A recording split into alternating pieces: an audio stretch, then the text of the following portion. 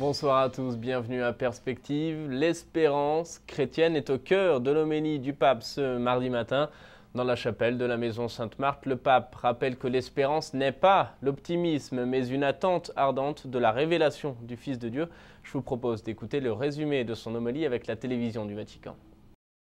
Dans son homélie ce matin, le pape a répété que les chrétiens doivent se libérer des cléricalismes et des comportements confortables parce que l'espérance chrétienne est dynamique et donne la vie. Ainsi, le pape François a souligné la dimension unique de l'espérance chrétienne. L'espérance, dit-il en évoquant saint Paul, ne déçoit pas, elle est sûre. Cependant, reconnaît le pape, il n'est pas facile de comprendre l'espérance. Nous pensons qu'être une personne d'espérance, c'est comme être une personne optimiste. Mais ce n'est pas cela, ce n'est pas la capacité de regarder les choses avec un esprit positif et d'aller de l'avant, même si cela est une bonne chose. On dit que l'espérance est la plus humble des trois vertus car elle se cache dans la vie.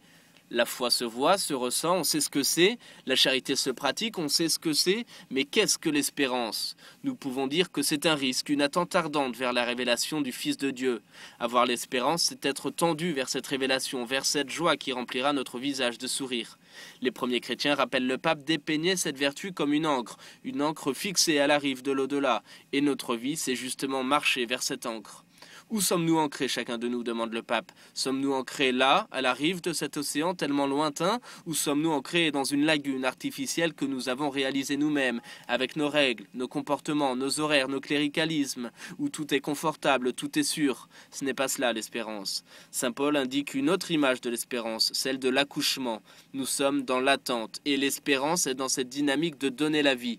Même si la primauté de l'Église ne se voit pas, je sais que l'espérance travaille, elle travaille en nous, comme s'il s'agissait d'un tout petit grain de moutarde, mais qui à l'intérieur est plein de vie, de force, qui va de l'avant jusqu'à devenir un arbre. L'esprit travaille comme la levure, ainsi travaille l'esprit, il ne se voit pas mais il est là, c'est une grâce à demander.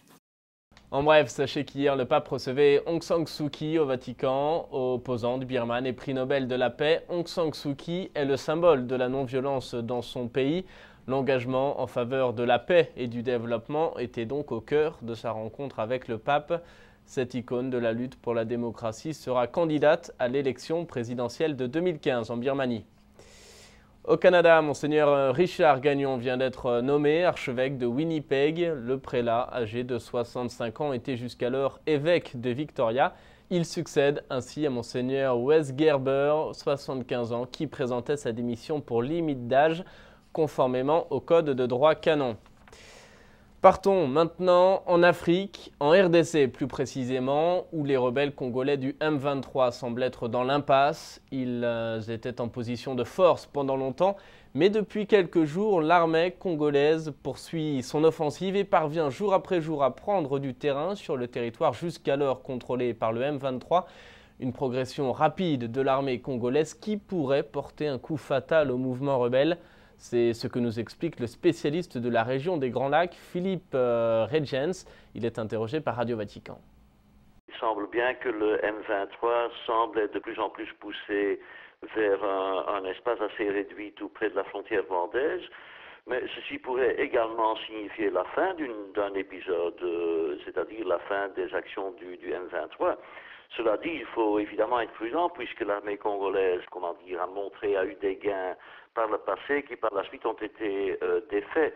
Mais je pense tout de même que la différence avec le passé est assez grande. Le M23 semble subir un échec tout à fait considérable. Et avant de nous quitter, je vous rappelle que le traditionnel concert de Noël organisé par Ciel et Lumière se tiendra le mardi 3 décembre au Conservatoire Royal de musique de Toronto. Les billets sont en vente, vous pouvez les acheter sur notre site internet. Voilà, c'est la fin de cette émission. Merci de nous avoir suivis. À suivre sur Ciel et Lumière, les échos du Vatican. Je vous souhaite une très belle soirée. À demain.